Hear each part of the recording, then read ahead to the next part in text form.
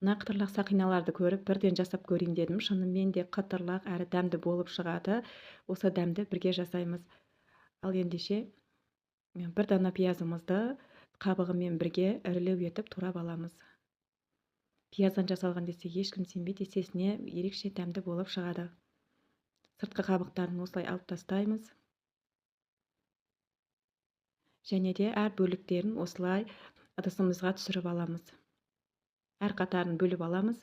Осындай қызықты, пайдалы видеолар үшін маған тіркеліп алуды ұмытпаңыздар. Және де жүрекшені басып кетіңіздер. Мінекей біз дайындап алдық. Ал енді ұнымызды ыдысымызға саламыз. Бір қасықпен паприка қосамыз. Және де кішкене кинза қосамыз. Дәміне қарай ас тұзын қосамыз. Кішкене араластырып жібереміз. Және де суымызды аз-аздан қозғап отырып араластырамыз. Осылай суымызды азғантай бөліктен қосып отырамыз. Осылай біркелкі болғанша араластырып аламыз. Ал енді жаңағы пияздарымызды ішіне салып, екі бетінен аунатып аламыз. Келесі осы панкомызға да осылай жақсылап араластырып аламыз. Және де қызып тұрған майымызға екі бетінен қызартып қуырып аламыз.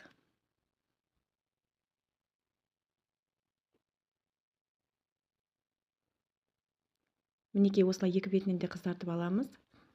Мінекей дайын болды. Жасап көріңіздер, баршаңызға ас болсын.